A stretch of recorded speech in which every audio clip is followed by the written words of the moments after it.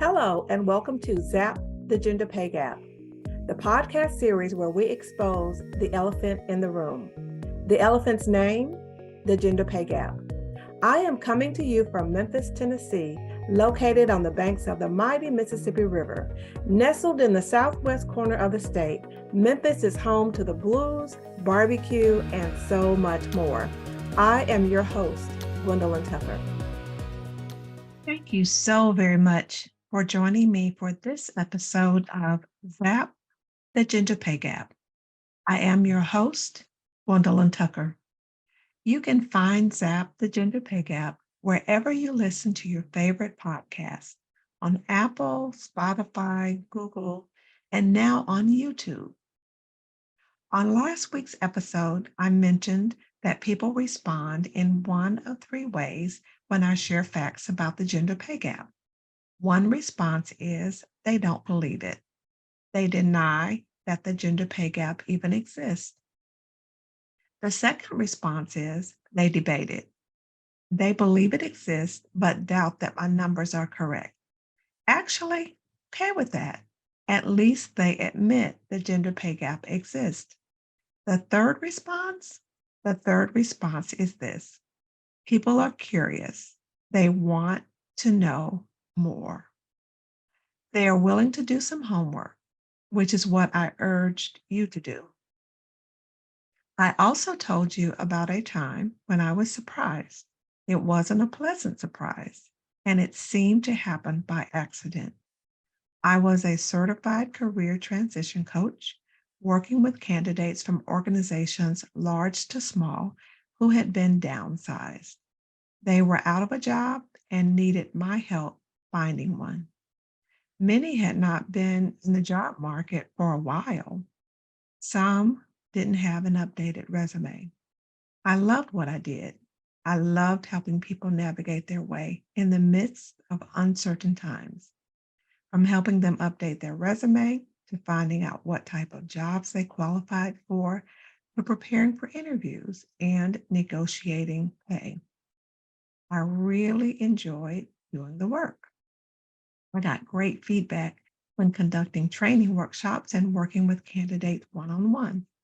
My employer loved me, and I was usually sought out for assignments with our top and larger clients.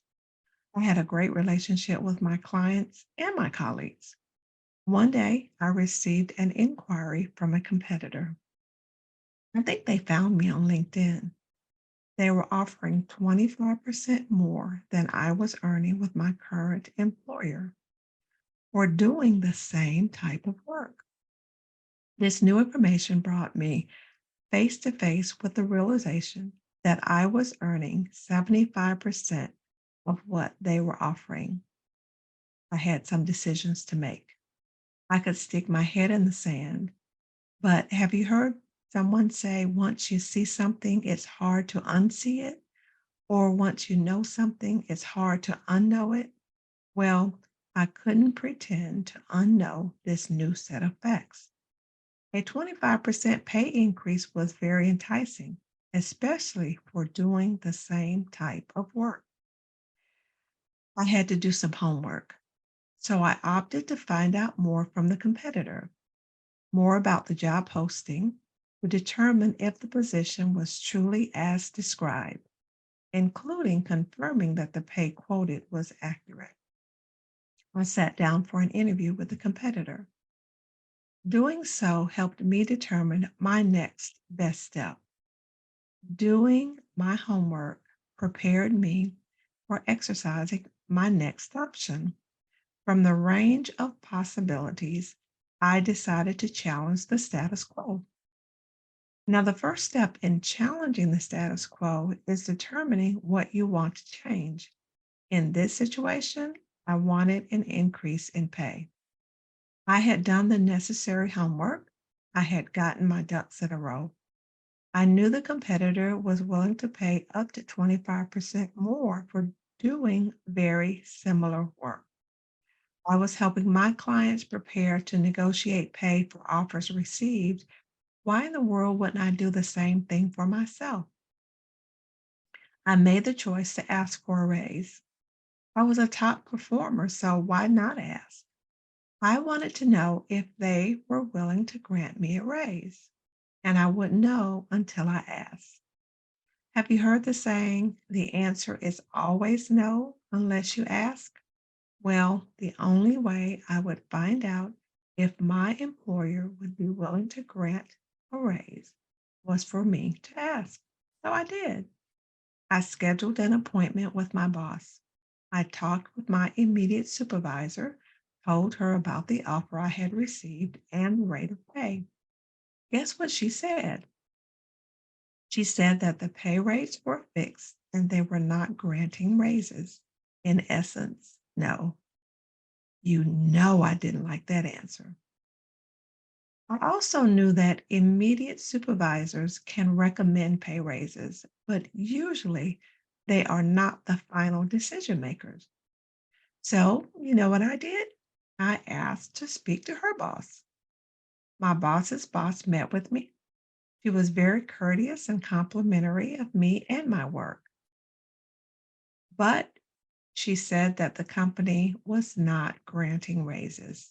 In essence, the answer was no. Even if they didn't grant the 25% raise, I thought at least they would consider some type of increase. I had summoned up the courage and confidence to challenge the status quo.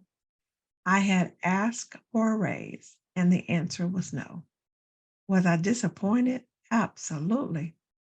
I really don't like hearing no. Did I feel like I had failed?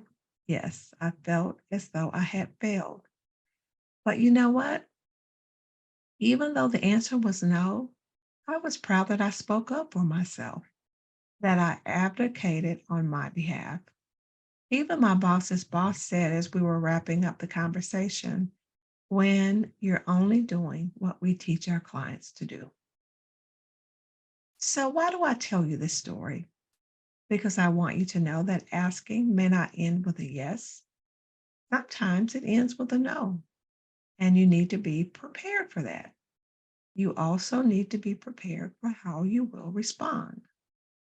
A former boss used to say, prepare for the worst and hope for the best. You remember when I said I received that, I was surprised when I received that inquiry that it wasn't a pleasant surprise and it seemed to happen by accident? As I reflect back, I don't believe it was an accident. I fully believe it was providence. I needed to know what the market was willing to pay someone with my skills to do similar work. I needed to know that I could muster up the courage and confidence to ask my employer for a raise. I needed to know to what degree my employer valued me and my contributions. Now, no one can pay you what you're worth because you're too valuable, but they can attempt to pay you what your contributions are worth. During the course of this situation, I realized that the company was not willing to even entertain increasing my pay, not by the least bit. I had to make a decision about my next best step. Do I stay or do I go? In this instance, I chose to go. That was one of my options, even before I talked with my boss about a raise. Although my boss was not surprised when I submitted my letter of resignation, my colleagues were. They really hated to see me go. I would really miss working with them. But I left with my self esteem intact, with my head held high. Was it easy? No, but I was doing the right thing for me.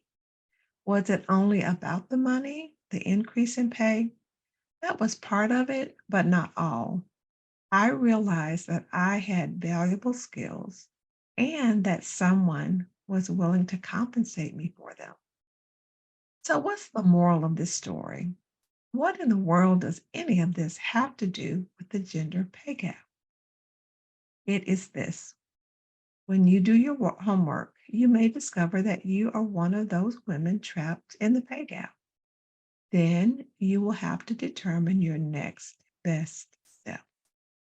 Do you stick your head in the sand, trying your hardest to unknow this new information? Or do you challenge the status quo? Should you choose to challenge the status quo, I want you to get your ducks in a row. Before asking for a raise, please get your plan in place.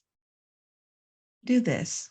Please click the link in the box below to download my ebook, Underpaid, the #1 challenge women face in the workplace. Check out the bonus section. In it, I show you how to determine if you're caught in the pay gap and what to do next. I would love to show you how to get out. Remember, no one can pay you what you're worth. You're simply too valuable, but they can attempt to pay you what your contributions are worth. Thank you so very much for joining me today as I shared with you about how I challenge the status quo and also about how you can get your ducks in a row. I look forward to seeing you next Wednesday at noon Central Standard Time for the next episode of ZAP, the Gender Pay Gap. Until then, be well. Thank you for joining me for this episode of ZAP, the Gender Pay Gap. Please rate, review, and subscribe to or follow me wherever you get your favorite podcast. I am your host, Gwendolyn Tucker. Thanks so much for listening.